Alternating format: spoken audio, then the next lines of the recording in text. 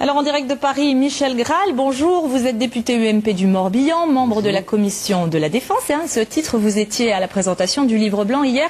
Si on en croit les orientations de ce livre blanc, il va y avoir pas mal de changements. Certes, c'est vrai que depuis 20 ans, le contexte mondial a changé, mais est-ce que la France ne risque pas finalement de perdre de sa puissance militaire, de sa crédibilité au niveau international ?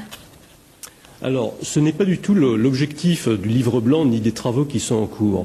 Je voudrais simplement rappeler pour nos auditeurs en préambule que la défense, ça représente la moitié de l'investissement de l'État chaque année en France, la moitié de l'investissement. La défense nationale, c'est également le premier recruteur de l'État au niveau national, premier recruteur. Et enfin, la défense nationale, c'est le deuxième employeur de l'État après l'éducation nationale, ce qui montre bien l'ampleur que présente la défense nationale pour notre pays. En tous les cas, quand même, si on en croit le président de la commission de la Défense, vous avez émis quelques réserves sur le choix des programmes, vous allez faire des propositions aussi, donc tout n'est pas parfait. Pardon, excusez-moi, je n'ai pas Oui, je disais, si l'on en croit le président de la Commission, vous avez émis des réserves hier sur le programme, sur les choix de programme, donc c'est que tout n'est pas parfait. On peut toujours faire mieux, bien sûr, avec les moyens qui nous sont donnés. Simplement, ce que je voudrais évoquer, c'est les différents sujets qui sont en cours. Donc, vous l'avez évoqué, nous avons le livre blanc qui vise effectivement à décrire les menaces auxquelles la France sera confrontée à l'horizon de 15 ans, quelles menaces et quelles capacités de réponse. Et de l'autre côté, vous avez la révision générale des politiques publiques qui s'applique au ministère de la Défense comme à l'ensemble des ministères actuellement.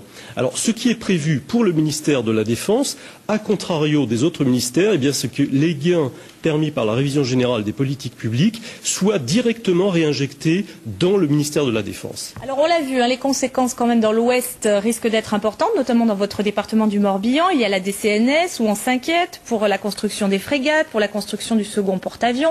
Est-ce qu'aujourd'hui vous pouvez un peu les rassurer quand même ? Alors aujourd'hui, ces décisions sont soumises à l'arbitrage d'abord du Conseil national de défense et d'autre part du président de la République. Cet arbitrage sera réalisé normalement au mois de juin, puis il y aura un débat au Parlement à ce sujet au mois de juillet, pour ensuite à l'automne venir sur le vote de la loi de programmation militaire, qui sera la 11e loi de programmation militaire.